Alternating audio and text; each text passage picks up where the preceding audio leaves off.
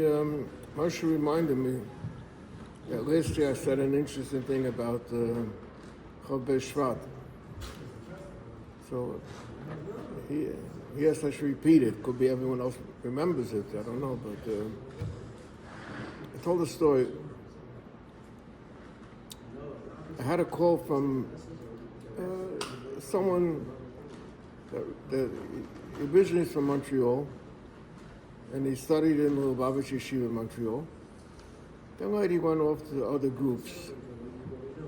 So it wasn't a call, Lakanta, like the Shepazich, but it was a nice call. He calls me up. He's a ganzer Machen der Gude over him. He calls me up and says, I know about Lubavitchim and Menhogim and Yom Tovim, because as I said, he went to Lubavitch Yeshiva in Montreal. His chaver is Sam Melamed, because Sam Melamed is also from Montreal. And he said, I don't understand, why are they making such a issue about a Rebbetzin? You heard by other Chassidim, you make about the Rebbe, when it comes to the hiarzayt of the Rebbe, so they make a Suda, they make other things, but what in Lubavitch you make for the Rebbe? So I said to him that it's a Gemara. I said it's a Gemara. He was a little bit, because Gemara is his field already, He says to me, where's the Gemara? I don't know what Gemara you're talking about. I say, you don't have to go far in Shas. It's a Gemara in the beginning of Brachos. So yes, she said to me, where in the beginning of Brachos? So I said to him, there's a story in the Gemara. It's a popular story that there was a machlokes between Rabbi Gamliel with Rabbi Yeshua, if Tfilas Alvis is a Rishus or a Chayva. Shachas and Mincha, we know is a Chayva. But Tfilas Alvis is a machlokes if it's a Rishus or a Chayva. So Rabbi Gamliel held that it's I believe that it's a Rishus. So I didn't look this up now. And there was someone told Rabbi Gamliel that Rabbi Yeshua said different. So when the Chachamim got together in Beis Medrash, so Rabbi Gamliel asked, is there anyone that disagrees with me?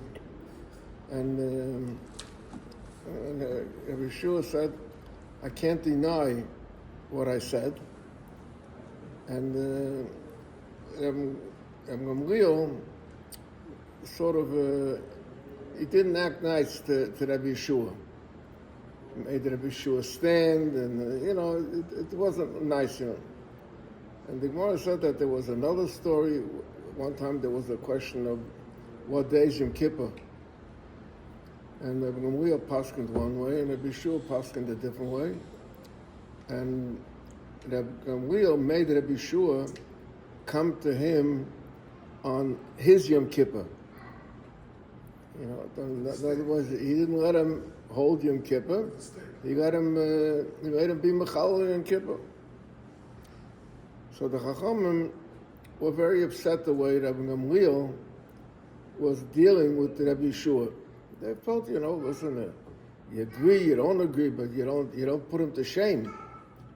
And they had a meeting, and they decided that they're going to impeach Rabbi Gamliel. So at the meeting, they realized that they had a problem.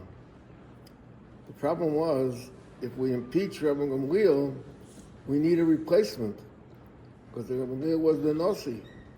So you can't just impeach and leave a vacuum. And they were thinking who would be fitting to take over from Rabbi Gamliel. So some came up with the idea of taking Rabbi Akiva. But some said, no, we can't take Rabbi Akiva because he comes from a family of Gadim. And we can't make someone that comes from Gadim that he should become the Nasi. It's not Bekovadik. And others said, you know what? We'll make Rabbi Yeshua. So they said, no, we can't do that because it will be too much embarrassment to Rabbi Gamliel. Not only did we impeach him, but because of Rabbi Yeshua, and he took over the position of Rabbi Yeshua. It wouldn't be proper. So they came up with the idea of Rabbi Eliezer ben Azariah. Because Rabbi Eliezer ben Azariah came from a Choshev family, and he was wealthy. So, you know, that's be a nice replacement for him.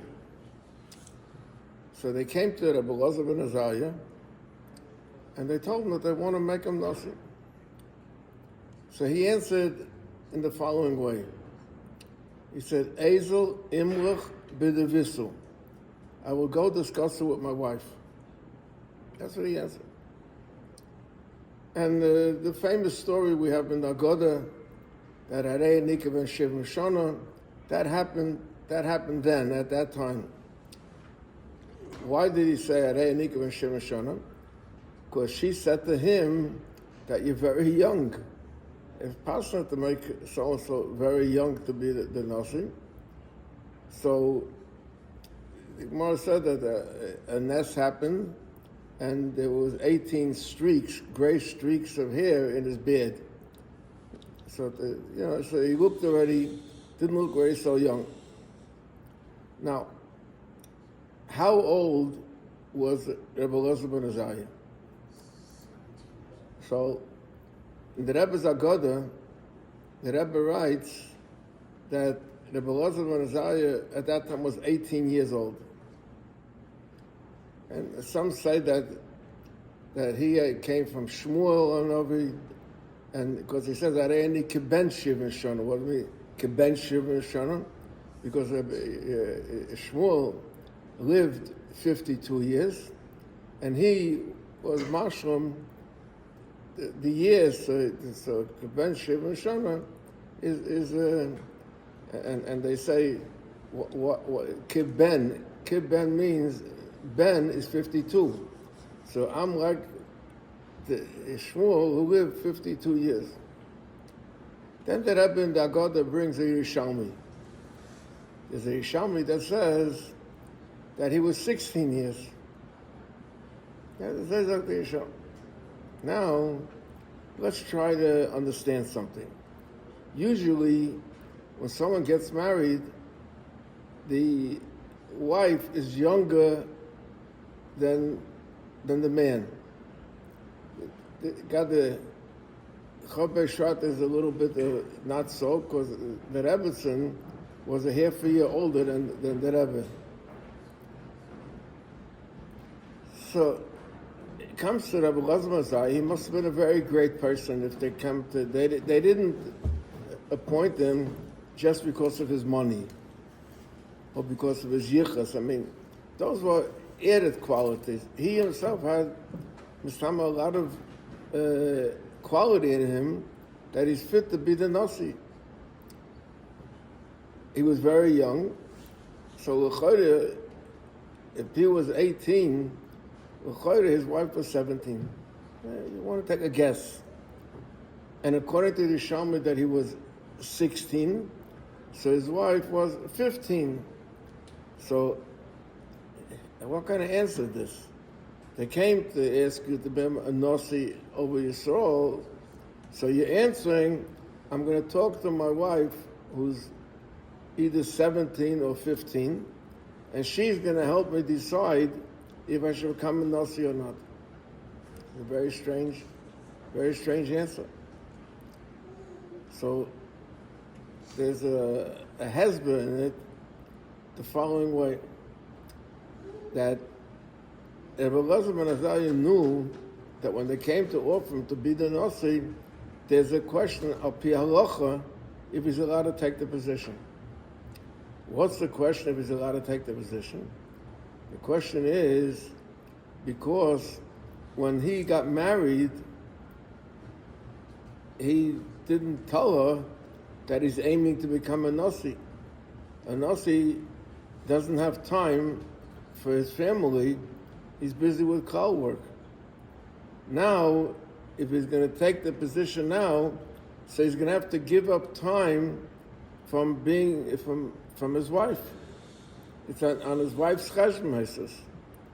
So therefore he said, Ezel imel b'devisu, if she agrees. Because if she doesn't agree, so then I'm not allowed to do it. So I said that Chassidim say that when they offered the Rebbe, or they asked the Rebbe to take over the Nesias, so he didn't want it. At one time he answered that he didn't have a horor from the shred about it, but he didn't want it because just like Rebbe Elazar ben Azariah didn't want to take away from his wife. So and when he asked her, so she pushed him to it, and she told to him that if you don't take over, so what will be with all the work that my father did? And being that she was the one that pushed him to become the Rebbe, so she deserves the tumult that they make about her. That was you were talking about. I think so. Yeah. Okay. Maybe someone will have something to tell about her.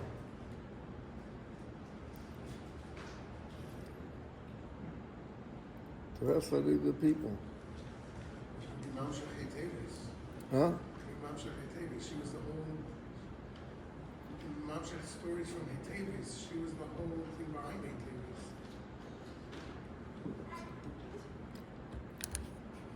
She wasn't very much involved in all the things that are all the activity.